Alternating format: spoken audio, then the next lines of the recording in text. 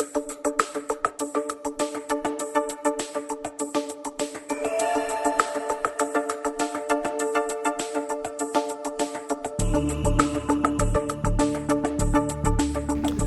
for having me. I presume most of you will be able to hear me. If you can't, let me know. It's a privilege to be here to have an opportunity to talk to you about some of the more sophisticated strategies that you might want to undertake when you are engaging in the discovery process or in the tactical warfare that sets you up for trial or settlement. And today we're going to talk about those different types of tools that you can use. And I'm going to give you some ideas that you probably may not have thought about in terms of how to really get the most out of your discovery responses, how to tactically craft them, as well as what kinds of objections work and don't work. And then tell you a little bit about some of the rules that are affected. And I'm also going to talk to you at the very end, if we have time, about some communication skills, things that you might want to do, and the way you write emails and the way you communicate in general. And there's some handouts there, which I'm going to go over in a minute. But, when I was thinking about what would motivate you, I was thinking that, it reminded me of a story of the Jewish man who tells his son the secret to life. He says to his son, "Son, if you want to get ahead in life, math, that's the answer. You do well in math, you'll be a superstar." Sends the Jewish kid off to school. First test, he comes back 71. Dad says, "What's the problem, son? Are you not listening to me? Math. If you don't do well in your next math test, I'm going to send you to Catholic school." Sends the kid off to Jewish school. Next test, he comes back 64. "That's it. I'm sending you to Catholic school." Sends him to Catholic school. 2 weeks later, first test, 100. He said, "What's the secret?" He says, "Dad, first day I walked into class, look up, saw that guy nailed to the plus sign, said they're serious about math." You never know what motivates people. And your job is to find that flavor of carrot, to motivate the opposition to give you what you need, to motivate the opposition to have to disclose what you need. Consistent with that also, we've handed out some questions which I'm going to go over throughout the morning. And just to give you a little thinking about how you really think and what causes you to come up with some of the answers you did. And let me just start with the first question. If I could steal one of yours just for the moment. The first question on your little handout, what are you thinking? Everybody got that? I'm sure you studied it, worked hard. It says, Joanna and Jackie were born on the same day of the same month of the same year. They have the same mother and father, yet they are not twins. How is that possible? They're triplets. What happens with the mind, so you understand, is that the mind goes to the answer. The mind starts thinking and skips over words. It's the way your short and long-term memory and your reaction period works. So most people, when they think, they're thinking about, how do I figure out the answer? They don't look at the root words, such as in this case, the twins. And then I'll leave you with the second one. We'll come back to some more later. And that's, imagine you're in a boat with a large hole in the bottom. Sharks are swimming around you on all sides. And the boat is sinking fast. How do you survive? Keep imagining. And most people, if I had $1 for every answer I had on this, I could retire. The answer is stop imagining. Okay? But our mind immediately goes to the second part and tries to figure out what's the trick. Maybe the sharks are dead. Maybe the boat's on land. Whatever the case may be, you should see the answers you get. But it's teaching you the way you think is a generally narrow way of thinking that's done for convenience and done to enable you to focus in your life. And we're going to talk about at the end of today's seminar what that means to you and how you can change your framing. When we talk about discovery, a lot of people don't teach discovery techniques, and they also don't know about discovery techniques. Tragically, many lawyers aren't given those tools either. When they go to law school, they learn fundamentals, but they don't learn things about interrogatories and production and other types of discovery things, because those are more practical implications of the rules which they learn. So a lot of them pick it up along the way and through whoever they worked for, or pulling out a form out of the rules of civil procedure and following that form. Say in this case, you're in Florida, There's in the 1.90 section, there are forms which prescribe standard interrogatories and things like that you can ask. So a lot of people don't think about how to expand those out. Or they come to you and say, do some discovery, some requests for production or interrogatories, and there's really not a lot of guidance there. And then you have to figure out, well, how do I go about framing what I'm trying to accomplish? Well, the first thing you start with is, what is the case that you're working on? What is it about? What are the facts of that case? Is it a personal injury case? Is it an employment discrimination case? Is it a case about a product that has gone bad? Is it a case about libel or slander? What kind of case is it? That's the first thing you need to ask, because it's going to start to frame you in what you need. Second question is, okay, who's involved? How many parties are involved? Do we have multiple parties, which means I'm going to have differing people knowing differing information that are parties that could be admitting things that would be held against them in a court of law. I want to know, what are the typical defenses? Depending on where you are in the litigation, and I'm going to presume for the purpose of this that you actually are in litigation, but what are the defenses?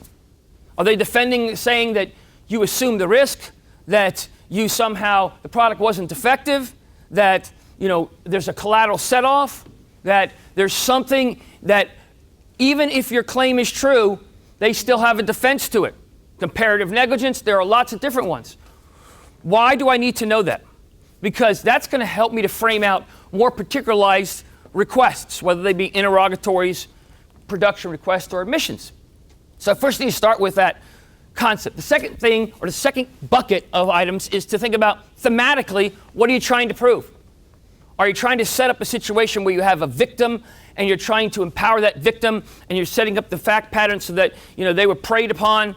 Or are you setting up a situation where you're a big company and you're very organized and you had to fire this person because they weren't doing what the company line required?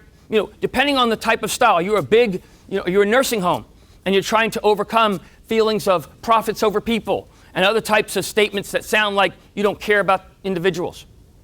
So if I understand that concept, it's going to help me to frame out and really attack the exact kind of interrogatories, requests for production, and admissions that I want to do. When we had this seminar start, they sent out a flyer, and one of the flyers says, I'm going to tell you about a rule, something that the guy who even wrote the rule didn't know what he was doing when he wrote the rule, or didn't realize the effect of the rule. And I gave you a handout, and in Florida, this is Rule 2.156, or I'm sorry, 2.516. And that rule, if you look at it, is an e-service rule.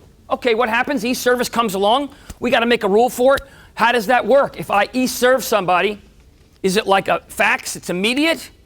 Do I follow the mail rule? Where you get the 5-day? What's the deal on this thing? And how do we go about knowing what the timing is once you get it?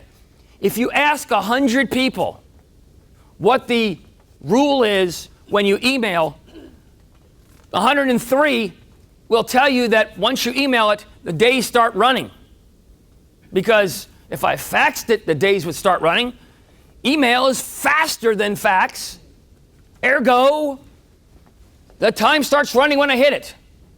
Unfortunately, the rule makers, when they wrote the rule, did not say that and actually put a subdivision in the rule that says, by the way, in little print, for purposes of computing the time for service on emails, you use the service by mail rule.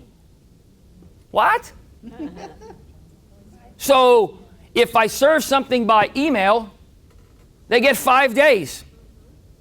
If I mail them, they get 5 days. If I fax them, they don't. Now, until they fix this, if you want to start the time running on the day, you fax it. And it will start that time running. And I'll bet you that you probably can't name a lawyer who knows that rule. So understand that and recognize that these are some of the things that are more sophisticated that you're going to learn about that you can use and employ in your practice. And I handed out the rule and then the service rule underneath it. And just so you're clear, they actually amended Rule 1.350, which in Florida is the request for production rule. And they actually say in the rule that you have to give, if you do a non-party subpoena, say under 1.351, you have to give 10 days notice. You send out your notice of intent, you wait 10 days to see if the person objects. If they don't object, then you go ahead and serve the subpoenas.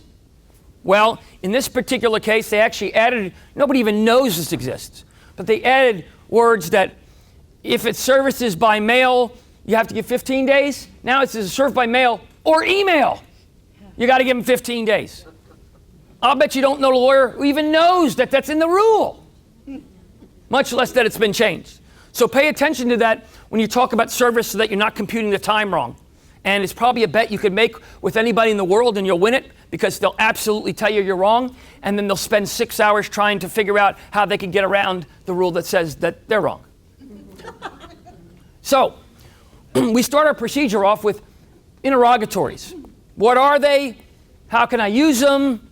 Why don't I just push the button and do the form interrogatories? I've been doing this for 15 years, 20 years, 30 years, 86 years, whatever it is.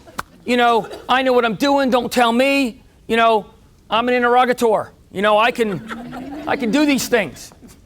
And I send out the form interrogatories, or maybe I stole a couple of tricks from somebody who stole it from somebody who stole it from somebody. And I think those are good questions.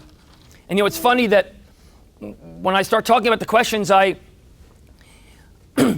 put in your list, what I consider personally to be the dumbest question ever asked as an interrogatory. And that is, please state the person who's answering these interrogatories. And the reason why I say that it's dumb is because you're wasting an interrogatory. And secondly, the person who signs under oath is the person who answered these interrogatories. And if they didn't and they claim, well, the lawyer answered them, but I just signed them, the heaven has opened. You sign a document, you have no idea what the answers are, somebody else prepared them. The lawyer prepared them? Great. What did the lawyer tell you? Objection, attorney-client privilege. Not if the lawyer's preparing them and you're swearing under oath that the only person with knowledge is the lawyer. Either you have to go in the hallway and talk to your lawyer about his malpractice carrier, or you can go in the hallway and talk to the lawyer about you'd like more time to answer them yourself, or you can go in the hallway and talk to the lawyer and have the lawyer yell and come back in and say he's going to terminate the deposition or whatever it is and make a lot of noise and then go back and freak out. But the reality is that the person who's signing them is the person who's binding them. And we're going to talk about individuals versus corporations and what happens if more than one person in the corporation happens to have knowledge about this. Another really cool trick. But fundamentally, if I want to draft interrogatories and I want to think about the rule, I've got basically two kinds of sets of interrogatories. There are the interrogatories that you conventionally send, and that is interrogatories that go out and they ask questions and the person responds. There's also theoretically a deposition upon interrogatories or a deposition upon written questions, and there's also ways that you can send in 1.320 in Florida. You can send actual interrogatory type questions to non-parties, even though everyone tells you can only do it to parties. And we'll talk about that later on. But the concept is that I want to fashion questions that are going to give me the most data, okay? So what am I trying to find out? Well, let's use the situation of a complaint. And then how can I draft interrogatories from a complaint? This is one of the most powerful things you will ever do. And that is when somebody says, hey, I'm suing this law firm because they overcharged and they shouldn't have charged me $1 million and over the 10-year relationship, and they did. I'm suing them because their charges are unreasonable, duplicative, unnecessary, or wasteful. And they put that in the complaint 45 times so they can harass the law firm. Interrogatory number one, if you'd be so kind, please provide me with all the facts which support your claim that the charges listed on the attached bills are unreasonable. Or, alternatively, unreasonable, duplicative, unnecessary, and wasteful. Depends on how many interrogatories you have. If you have multiple parties and we can ask them more than 30 interrogatories, I might want to ask which ones are unreasonable. Which ones are You're the one using the words. Which ones are unreasonable? Which ones are wasteful? Which ones are duplicative? And which ones are unnecessary? And then when I get to the depot, I will guarantee you, as the sun rises in the east, that the client will have no idea which ones are which. So you want to ask a question that forces them to respond directly to the complaint allegations. Okay? Contrarily, or in contrast, let's say somebody says that the car ran the red light. The defendant's car ran the red light and struck the plaintiff.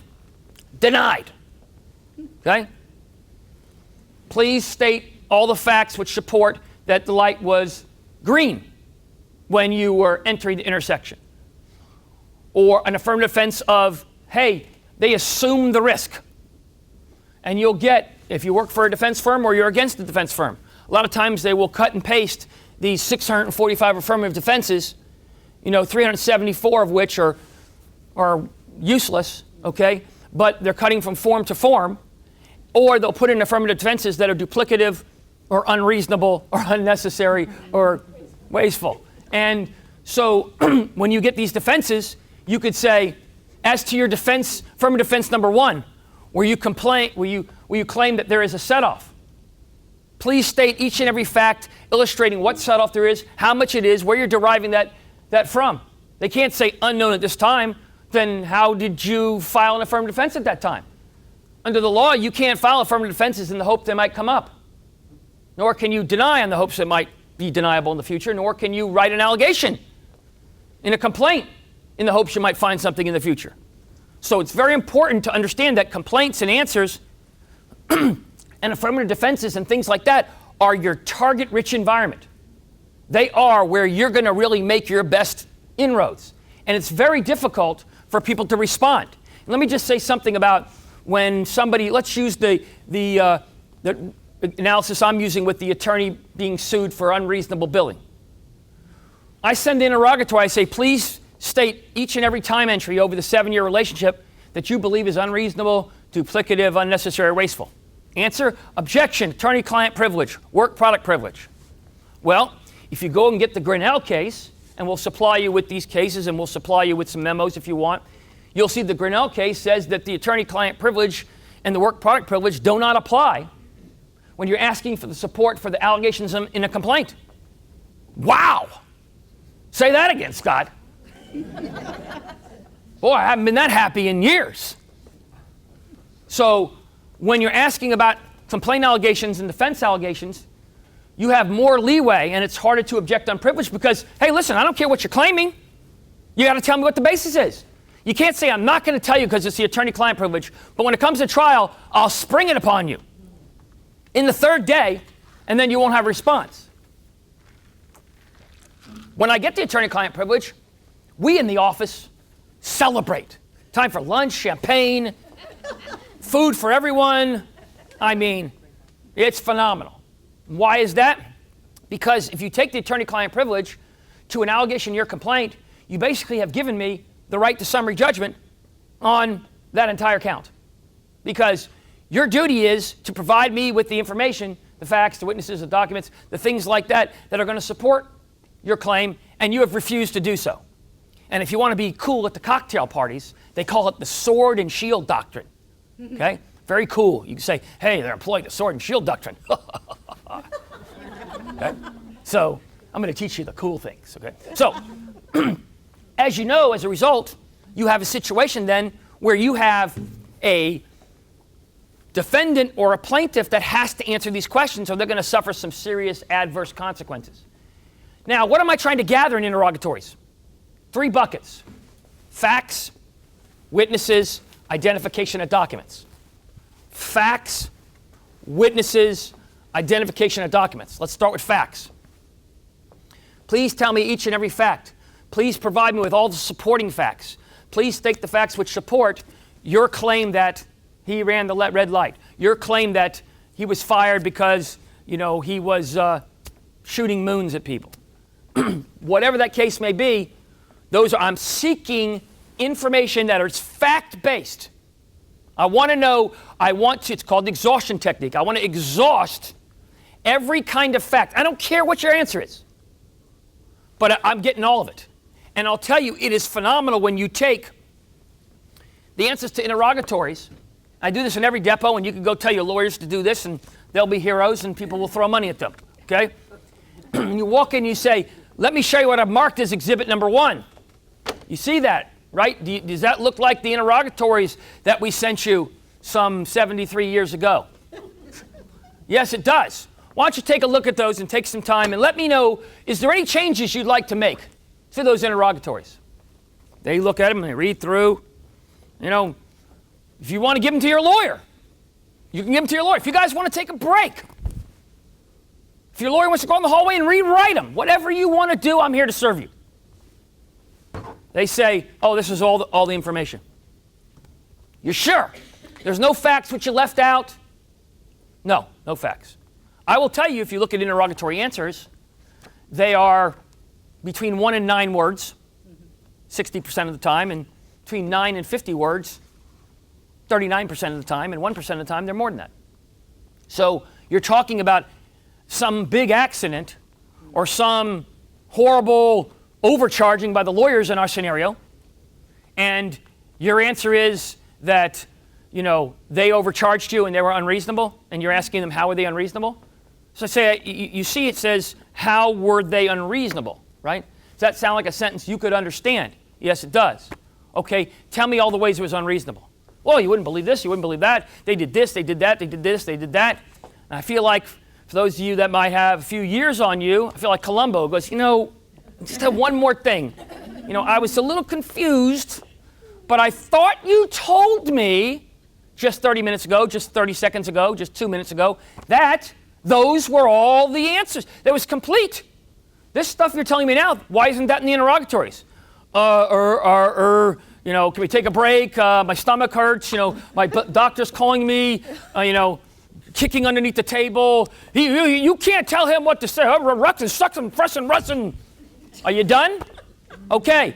Can you repeat back that question? You instructing them not to answer? No, answer the question. Okay? We'll take as much time as you want, but you're going to answer that question. I'll tell you right now. Or we're going to come back and then you're going to answer that question. Except for I'm going to be a little richer. But the concept is that that's why the gathering of facts and asking these questions is so critical. So I want to make sure I couch a question that gets me all the facts that support those particular things. If I say, please state all the facts which support your claim of negligence. Well, you see how wide that is? That's so wide. Lord knows what that means. I mean, that could be a 6-chapter book, or that could be the guy who ran the red light. So I want to refine them down to allegations in the complaint. Okay? So I'm asking him for all those facts. You have documents and you have witnesses. I think I did it backwards when I told you, so we'll go to witnesses. So witnesses are, I want to know, I want you to identify to me anybody who knows anything about this case. And what I want to do is I don't make questions up that use words that don't make sense or are old or arcane. Please provide the names of the witnesses who have any knowledge as to the subject matter of the heretofore complaint below referenced and above stated.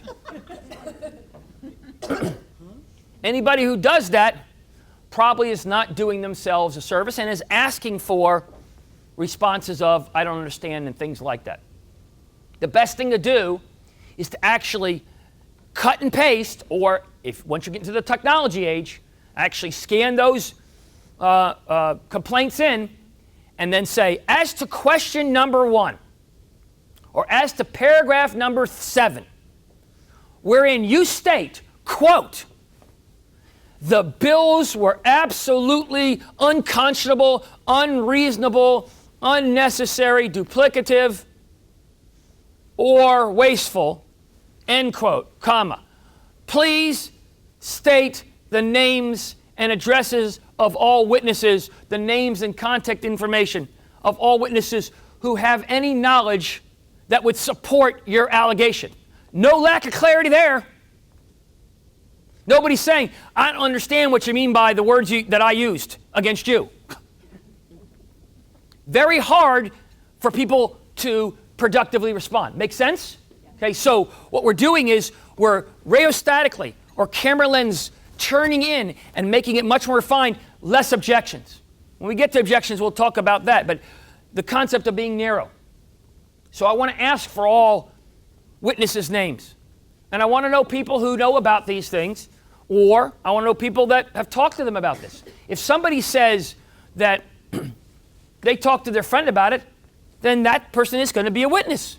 They can't omit those people. And if they do, if we get some time later, I'll tell you how to destroy them in deposition on that. But suffice it to say that what's important is that we're refined and we're saying specifically what you allege. As to your affirmative defense, where you say there is no duty to warn under the circumstances of this case heretofore, and thus there could be no duty to warn of the duty to warn, end quote, comma, please state each witness which knows facts about this. If the only witness who knows facts about this is the lawyer, then he probably should put his name down there, okay? But if they put none, then their affirmative defense is gone. If they put the lawyer, then the lawyer's going to convince a court that this is purely legal and there are no facts necessary for that, because otherwise the lawyer is going to have to testify to that. And you'd be surprised how that can happen. I took a deposition and I asked the plaintiff, hey, listen, you see your complaint? Can you tell me what documents support any of the allegations of your complaint? Answer, no. No? Well, who can? That guy.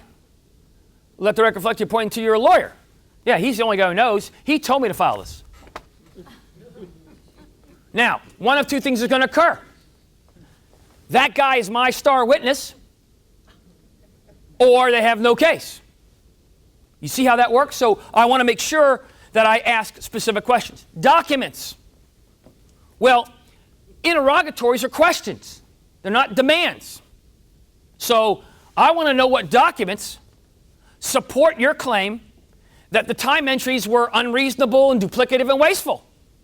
I need you to tell me which bills reflect it. Or I want you to tell me where those documents are located if you're not going to tell me what specific documents there are. Well, there's thousands and thousands of pages.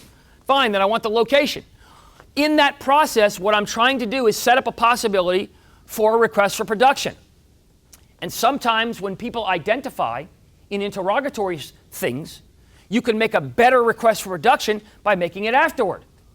Okay, they've identified the bills and 6 emails as supporting their claim that the timesheets are unreasonable. Okay, then I can do a request for production. Please produce the 6 bills and the timesheets that you reflected in your answer to interrogatory number 2. Or, more specifically, in your first set of interrogatories, question number 2, or question number 2 of your first set of interrogatories. Why did I say first set of interrogatories? It's because from now on, every one of you will number your interrogatories and discovery requests. Under no circumstances do you not number them. Okay? Why? Because there are loads of helpful, productive reasons for numbering them, not the least of which is knowing how far along you've gotten, knowing if you have 7 requests for production, then you know I got to go find all the documents for 1 through 7. You will never forget a year into the case. Did I send out a supplemental fact interrogatory, or did I send out a supplemental request for production, or did I send out an expert witness request, and did I send in another request? I mean, you better have, some serious talent there in the memory division, with all your hundreds and hundreds of cases, to do that. So you should number them. Now, what's really interesting, if you really want to be tactical, then what you should do is sequentially number your interrogatories in your request. So the second request for production starts with number 23. Okay, why would you want to do that? Very cool. I get to 86. I know I've got 86 interrogatories. I don't have to go back to request for production and say, how many were in that request? And is that the same request as the other request? I know that when I look on the docket sheet and the last request is the 5th request, and it's up to 86, I know for my boss, my partner, my lover, I better have all those documents and responses to each one of them. And to jump ahead, when we get to production, we'll talk about bait stamping.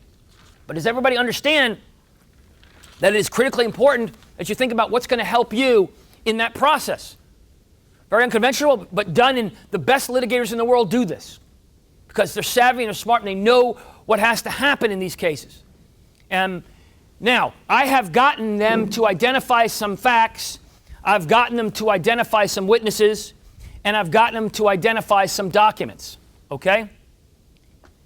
How do I respond if I'm the guy to which those things are directed?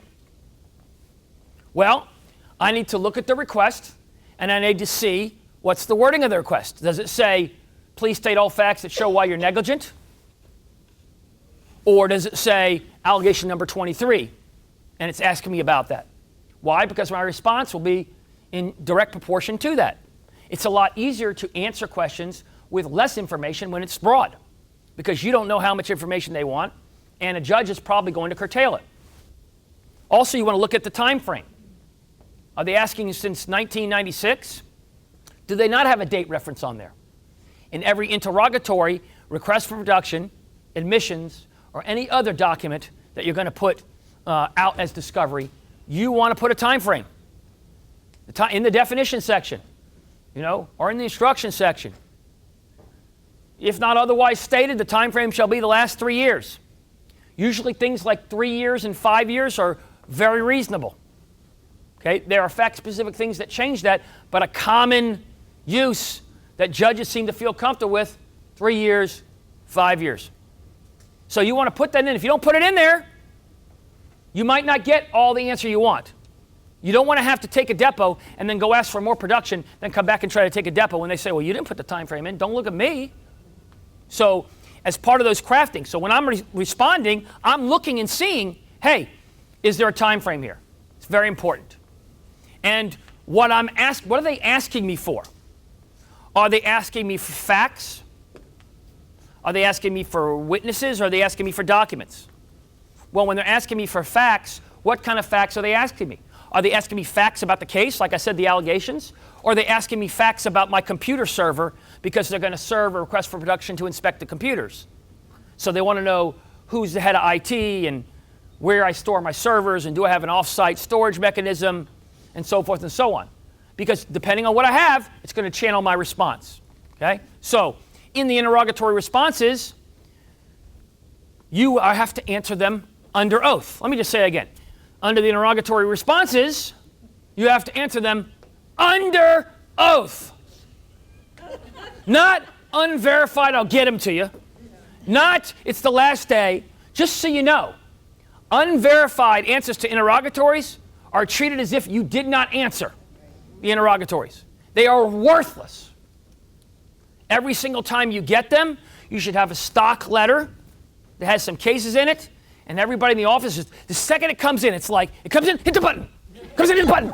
And it fires back out the letter that says, are you delusional? Okay? You know that unverified answers are not answers at all. You immediately file your motion to compel if the person doesn't respond in a day or two. If you don't respond within 2 days with the verified answers, we're filing a motion to compel. In the motion to compel, you say answers are not answers, they're not answers at all. And you will win that out of 100 times, 104 times. Okay? And a lot of people don't know that that is true. They heard about it. Rumors are prevalent. Okay? But they don't know exactly. So keep that in mind. Okay? How about the lawyers you work for that in these answers put general objections at the very beginning? Okay? I want to meet these people. Okay? Bring them to me. Bring me the Wicked Witch of the West. Okay?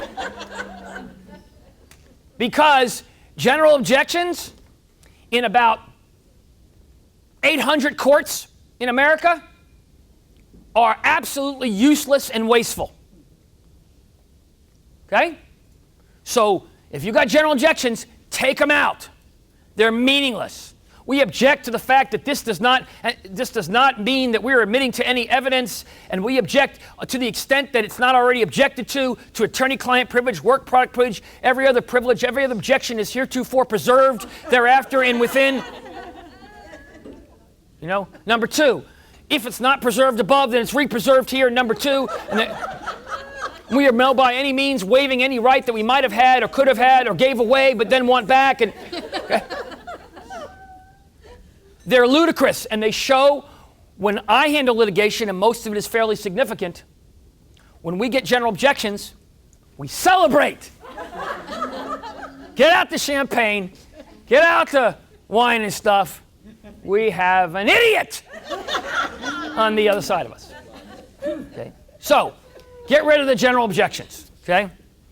A lot of times when you have words that you're crafting interrogatories with, you need to explain them.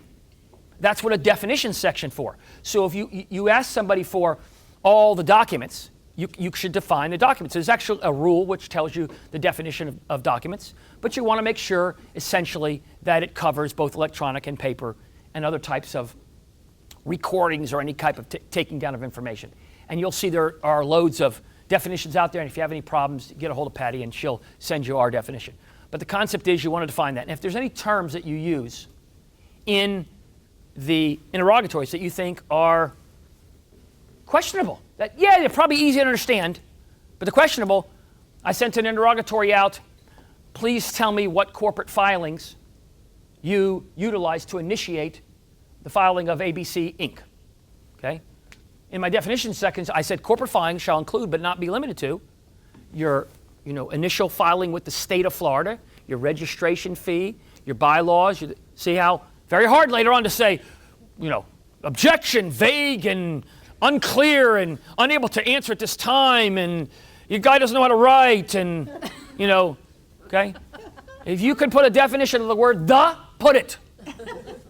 There's no limit on definitions. So every time you use a phrase, okay, then you want to define it if that's relevant, okay? When I'm sending out and saying I want to inspect your computer records, or who's in charge of your storage, storage is defined as blah, blah, blah, blah, blah, blah, blah. So you see what I'm doing? I'm going ahead and I'm setting up the exact type of clarity that when I'm over here responding, I can't wiggle out of. So now I wiggle out of them and I say, okay, I know you wrote those things, but how do I respond? Well, we know that general objections don't work. How about this one? This is actually one of my personal favorites, okay? Impress your friends, scare your mother, okay? Objection, attorney-client work product overbroad, irrelevant, not calculated evidence. Notwithstanding the above, okay? Here's the answer. Or notwithstanding the above, none. I want to meet that guy or that girl. Me be taking notes because I want to meet those people. Okay? But if they say notwithstanding and then they answer, I'll give you the 346 cases that say you waive your objection. There's no such thing as preserving an objection and then waiving it. If you believe it is attorney-client privilege, it is attorney-client privilege. If you answer, then it is not attorney-client privilege. And if you believe it's attorney-client privilege, it triggers rules under 1.280. It triggers rules under federal, if you're in federal courts or whatever state you're in, it's going to trigger those rules that require you to prepare what's called a privilege log, which we'll talk about in a minute. But very important, don't, when your boss does that, listen, I feel terrible about this, but we got to take out anything that's above the word notwithstanding. That's got to come out. If he doesn't or she doesn't do that, you're either going to have to educate them on the law. And like I say, a lot of times they'll say, well, you can't find a Florida-specific case on that in this jurisdiction, so we're putting it in to cover ourselves at the risk of looking like an imbecile, but we're going to cover ourselves. What happens is that you can go and search on the records, or you can contact us and we'll send you some cases that say, not only do they say that, if you read some of the federal court decisions, they're like, do not do this again. Okay? In case it wasn't clear when we sanctioned you, do not do this again. We urge counsel not to, the whole panoply. So I got news for you. No matter what state judge you go into, if you have 65 cases that say, hey, listen, you can't do this, and that's waiving, I doubt the judge is going to say that the work of the pre-notwithstanding people, okay, is Einsteinish. So it's very important to understand that when I respond, that I respond well. If the answer is none, put none. By putting none, you have not waived any privileges. You have said none. Okay? There's no privilege to assert over nothing. Okay? McFly. Okay? So it's very important to understand when I'm responding what I'm responding to. If I am going to use assert a privilege, I need to write a privilege log, or it's a document that essentially it's governed by the rule. And there's a couple of cases out there that talk about it. And it basically requires you to label and identify the documents that you think, or the information that is contained within those documents that you think is privileged, by name, by basic substance, who it's to, who it's from, so that a court can do an in-camera inspection. In-camera is the judge takes it without anybody looking and looks through and says, yay, yay, nay, nay, nay, nay, yay, yay. Okay? So how many people out of 100 do privilege logs? 1. They all send out objection, work product privilege, attorney-client privilege, and then they don't do it. One of 2 reasons they don't do it. They are morons. Or 2, they're meanies that want to inflict harm and want to be vindictive and know they should do the log, but want you to have to do the work for them. And they would rather you humiliate them than them answer the question because they think they're tough and they can beat you up. So, you need to prepare that privilege log. If you don't, it's considered a waiver. Now, some courts will allow you to file that privilege log at some time before the hearing, which means I want to set my hearing as soon as possible. As soon as possible, as soon as possible, as soon as possible. Not I'll get back to it, I got 40. You get a objection, attorney-client, click the button. Objection, attorney-client, button. Okay? So, it's very important to understand when you're responding in that way that I want to make sure that I force them to tee that up because I want to see what documents they have. Sometimes they'll object to attorney-client privilege or work product. They haven't identified any documents. They just it feels like attorney-client, so I'm going to put that in there. And once you get them to expose that, you can get a lot of information that's really going to help you immensely. The last thing I want to say about objections is that what's important about objections is to know when you can make the right objections. So if something is overbroad, it is not a correct objection to say it is overbroad. The correct objection is it is overbroad because it provides a timescale that is far outside of the specific window that is the 1993 to 1997 duration of time, and if it needs to be limited in scope to 2001 to 2003. If you do not put something besides overbroad, you have waived your objection. Again, depends on how judges feel, but the law is you can't just say overbroad. I can't just say vague. I have to say why it's vague. Because the other person has to have the opportunity to either fix it or to do a motion. So when you get those nonsense vague and stuff, you just file a motion to compel and you say they haven't answered. Overbroad means nothing. When somebody says irrelevant, irrelevant is not an objection. When I get that objection, we celebrate. It is not relevant, nor will it lead to relevant admissible evidence. You put anything else on there, you lose. Do not pass go, do not collect $200. So it's very important to understand when I am objecting or I'm responding that I'm totally clear about what it is that I'm saying. The important thing about objections when you are objecting is to recognize that whatever objection you make, you want to write an objection so that it would be clear for any judge to see it and they would understand that you're making a good faith objection. You want to cheat and not do that, who are you? What do you want to be known as? When I walk into court, judges look at me and they know this guy's a smart person who has the case law. And every time I go to every court to do it. Why? Because every case I file detailed motions and write this and do that so that you get a reputation. You want a reputation where you're going in before the judge and having your lawyer BS some associate who didn't even draft the responses, having to respond why he couldn't add 9 more words to overbroad because he or the people you work with are incompetent morons or vindictive or meanies? I don't think I would want that. I want to talk more about answering the interrogatories. Do you want to go for it?